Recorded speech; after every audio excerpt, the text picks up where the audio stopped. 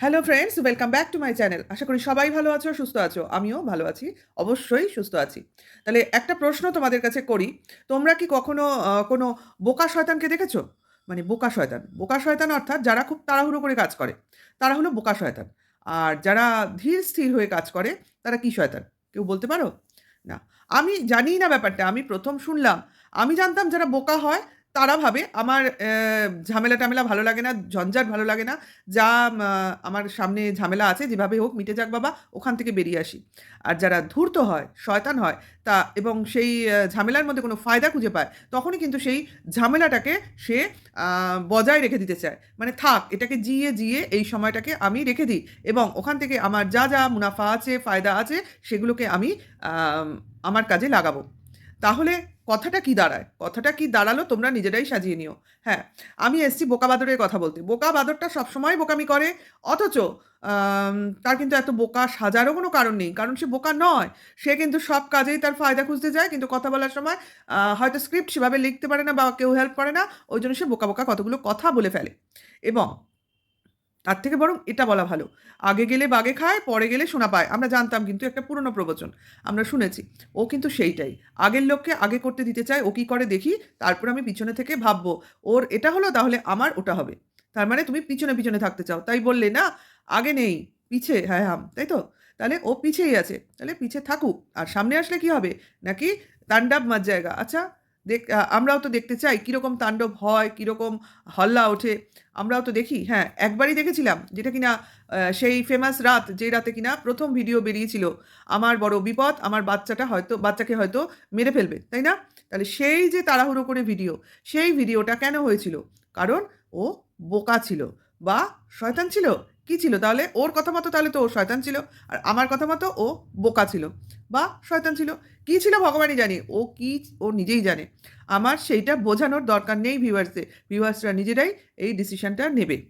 আচ্ছা, দুদিনের ব্লগ আমার দেয়া ছিল না এর ওপর। দেয়ার মতো কিছু নেই বলে আমি একে নিয়ে বিশেষভাবে ব্লগ করতে আসতে ইচ্ছা করে না। তবু ঠিক আছে আজকে দিলাম। কালকের ওই কথাগুলো শুনে একটু হাস্যকর লাগছিল। আচ্ছা, একটা আম আইনের চিঠি, সেটা কি কেউ লুকিয়ে ফেলতে পারে? সেটা তো একটা কুরিয়ার বা রেজিস্ট্রি পোস্টেই আসবে এবং সেটা সই করেই নিতে হবে। মাঝপথে নিশ্চয়ই ওটা কেউ হাফিস করে দিতে পারবে না। যদি না সেটা কোনো আম তোমার কি বলে? অ্যাড্রেসে কোনো গন্ডগোল থাকে। আমার মনে হয় না অ্যাড্রেসে সেভাবে কোনো গন্ডগোল থাকবে। কোনো তো একটা প্রবলেম হয় পেয়েছে এরা যায়নি অথবা এরা পায়নি। এই দুটোর যেকোনো একটা। কিন্তু মাঝখান দিয়ে কেউ হাফিস করে দেবে বা চিঠি আসবে না এমন কিন্তু হওয়ার কথা নয়। যেহেতু এটা কোনো প্রাইভেট প্রসিডিউর নয়, এটা একটা আইনের প্রসিডিউর, এটা কিন্তু কোনোভাবেই সম্ভব নয়। কাজেই এই যে বুঝতে পেরেছি এর পেছনে কোনো ফন্দি ফিকির আছে, এটা মনে হয় না সম্ভব। হ্যাঁ, যেটার জন্য এর মনে হচ্ছে সেটার আসল কারণ কি বলতো? ওই যে আমাদের টিনা বলেছে না যে এইবার এলো না, সামনের বারও যদি না আসে তাহলে একতরফা একটা ডিসিশন হয়ে যাবে। ওই কথাটাতেই এর শুনে মনে হয়েছে যে যদি এ না আসে, সত্যি এরা যদি একতরফা ডিসিশন পেয়ে যায় তাহলে তো মুশকিল। তাহলে তো আমার এই কেলেঙ্কারিটা আমি বেশিদিন বেচতে পারব না। এই ঘটনাটাকে বেশিদিন এগিয়ে নিয়ে যেতে পারব না। কাজেই তখন এর টনক নড়েছে। না, আমাকে এবার যেতে হবে। এবার কিন্তু ও বুঝতে পারছে এই যে যাব না যেটা ডিসিশন নিয়েছিল সেটা কিন্তু এখন আবার নতুন করে ওর ভাবতে শুরু করছে। কিন্তু আমি বলি এরও তো উকিল আছে। আমার মনে হয় উকিল এই কথাটা ওকে বলে দেয়নি। তার জন্য উকিলের উপর একটু রেগে গেছিল। তার জন্যই বলল না, ওটা রাগের থেকে বেরিয়েছে কিন্তু বন্ধুরা এই কথাটা। যে উকিলকে তো আর আমি এমনি পয়সা দিচ্ছি না। আমার উকিলও তো কিছু করে দেখাক, কিছু করুক। আমার মনে হয় এই উক্তিটা কোনো রাগের থেকেই বেরিয়েছে। মানে ওকে আগে থেকে কেন উকিল এই বিষয়ে অ্যালার্ট করেনি। যে ও যাবে না বলে ঠিক করেছিল। কিন্তু উকিল ওকে বোঝায়নি যে তুমি যদি না যাও পরপর এরমভাবে ১ম হিয়ারিং, সেকেন্ড হিয়ারিং এরম করে তাহলে কিন্তু ডিসিশনটা একতরফা হয়ে যাবে। আমার মনে হয় উকিল ওকে ঠিকভাবে বোঝায়নি বা জানায়নি। তারই রাগের ফলশ্রুতি এই ঘটনাগুলো। ১ম দিন রেগেই গেছিল। তারপরের দিন এসে যেগুলো বলল একটু ঠাট্টার ছলে, হাসির ছলে বলল, যাতে জিনিসটা ও ইচ্ছা করেই মানে সব বুঝে এইবার ও সবাইকে ফাঁদে ফেলবে গোছের একটা নাটকের মতো তৈরি করল। কিন্তু এটা কিন্তু ও জানত না যে এই ব্যাপারটা যে হতে পারে, যে না গেলে একতরফা ডিসিশন হতে পারে, এই ব্যাপারটা ও জানত না এবং এটার জন্য ও উকিলকেই দোষারোপ করছে। এটা কিন্তু আমার মনে হচ্ছে। তার জন্যই ওই কথাগুলো বলছে। উকিলও তো কিছু করে দেখাক। এমনি তো পয়সা দিইনি উকিলকে। তাহলে এইরকম কথা যখন কেউ তার নিজের উকিলের জন্য বলবে, তার মানে জানবে ডাল মে কুছ কালা হ্যায়। কিছু তো প্রবলেম হয়েছে এদের মধ্যে। আম যেটা কিনা এ আশা করেনি। মানে এরকমও যে হতে পারে এর আশার বাইরে ছিল। আমার মনে হয় পরের হিয়ারিং এ অবশ্যই উপস্থিত থাকবে এবং কি করে সেটা দেখার, তাই না? সবাই নিশ্চয়ই দেখার জন্যই ওয়েট করে থাকবে। আমিও ওয়েট করে থাকবো। মুক্তি, কি বলল না মুক্তি আবার কিভাবে পাওয়ার আছে? এ তো মুক্তি পেয়েই আছে। খালি মুক্তি পেয়ে আছে। কিভাবে মুক্তি পেয়ে আছে? একটা আইনের দিক থেকেও তো মুক্তি পাওয়ার দরকার। আমি আমার বাপের বাড়ি গিয়ে রইলাম। আমি আমার মতো খেলাম, আমার মতো ঘুরলাম, আমার মতো কেনাকাটি করলাম। আমি শ্বশুরবাড়ির প্রতি কোনো কথা বললাম না বা শ্বশুরবাড়ির লোকজনের সঙ্গে ফোনে কথা বললাম না। এটাই আমার স্বাধীনতা? এটাই কি আমার স্বাধীনতা? এটা আমার স্বাধীনতা না। আমি এখনো একটা রিলেশনের মধ্যে রয়েছি। আমি এখনো অমুকের স্ত্রী, আমি এখনো অমুক বাড়ির বউ। তাহলে আমি কি করে সেই রিলেশন থেকে মুক্তি পেলাম? তাহলে মুক্তি অর্থে এখানে ফ্রিডম নয়। মুক্তি অর্থে এখানে আমার রিলেশন থেকে মুক্তি। ওই পরিচয়টা থেকে মুক্তি, ওই টাইটেলটা থেকে মুক্তি। তাই তো? যদিও টিনা সেই টাইটেল ইউজ করে না। কিন্তু কোথাও না কোথাও ওর নামের মধ্যে সেই পদবিটা এখনো জুড়ে রয়েছে। ও সবকিছুর থেকে মুক্তি চাইছে। তাহলে কি হবে? সেটা তো এই বাঁদর অবশ্য করেই জানে। যখন পুরোপুরি এ মুক্তি দিয়ে দেবে, হ্যাঁ, তার মানে এই সমস্ত কিছু আম যা কিছু টিনার এখনো ইউজ করছে, সেগুলো আর ইউজ করতে পারবে না। তখনই হবে নানান রকম ডিভিশন ব্যাপার চলে আসবে। ভাগ-বাটোয়ারা যেটাকে বলে, সেগুলো চলে আসবে এবং একদম সেগুলোকে তখন কিন্তু আইনের হাত ধরেই ওকে চলতে হবে, মানতে হবে। হ্যাঁ, বাঁদরের খুব শখ না, যা কিছু হবে আইনের হাত ধরে, যা কিছু হবে আইনের পথ ধরে। তাহলে আইনের হাত ধরে পথ ধরেই চলো। আইনের হাত ধরে পথ ধরে যখন চলার এত ইচ্ছে, তাহলে কেন তুমি উপস্থিত হওনি ভাই?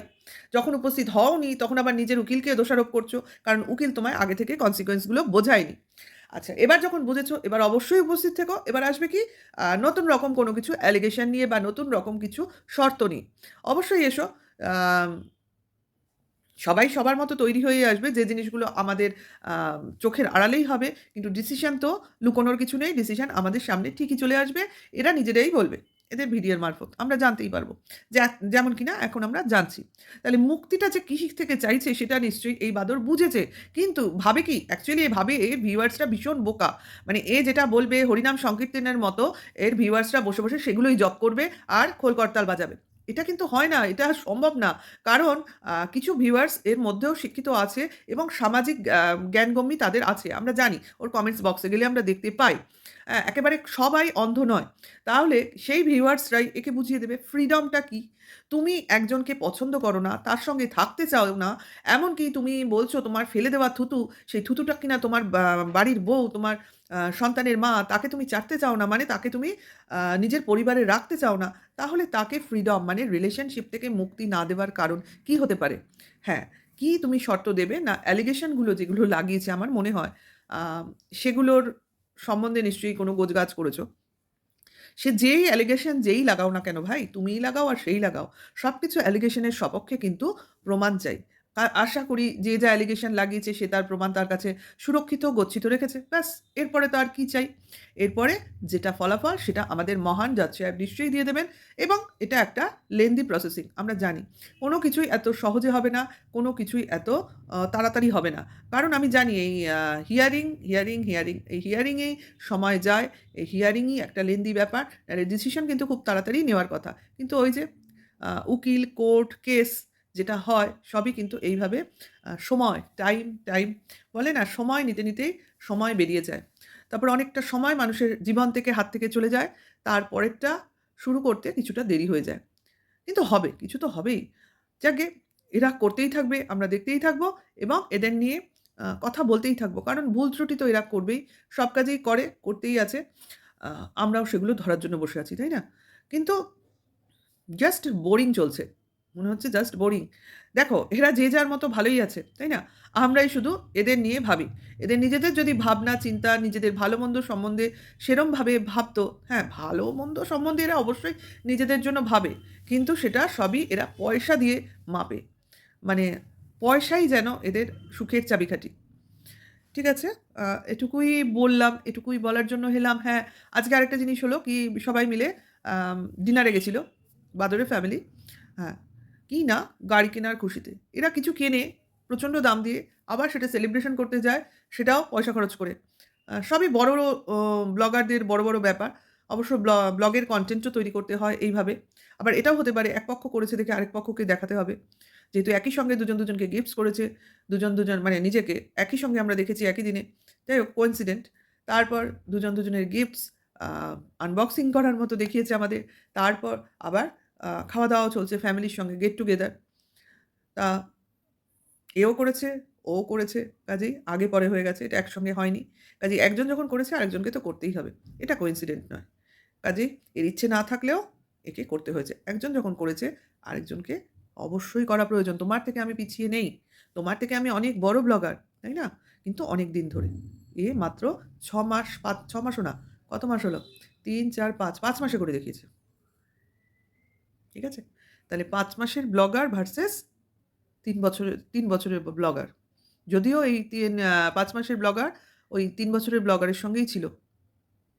ঠিক আছে, পুরনো কথা ভুলে যেতেই হয়, নাহলে সামনে এগোনো যায় না, তাই না? কিন্তু ইতিহাস না জানলে তো ভবিষ্যৎটা মানুষের কাছে মিনিংলেস হয়ে পড়ে। ঠিক আছে, খাওয়া-দাওয়া অল ডান, ঘোরাফেরা অল ডান, রাত্রে ফিরে গুড নাইট বলা সব শেষ। এবার আমারও শেষ। আমি এখানেই আমার ব্লগিংটা শেষ করছি। আমার তো ব্লগিং না, আমার ভিডিওটা। এখানেই শেষ করছি। সবাই ভালো থাকবেন, সুস্থ থাকবেন। আবার অন্যদিন আসবো অন্য একটা ব্লগিং এর ভিডিওর সাথে। ভালো লাগলে আমার চ্যানেলকে সাবস্ক্রাইব করে নেবেন। সঙ্গে লাইক, কমেন্ট, শেয়ার অবশ্য করেই করবেন। Tata, good night.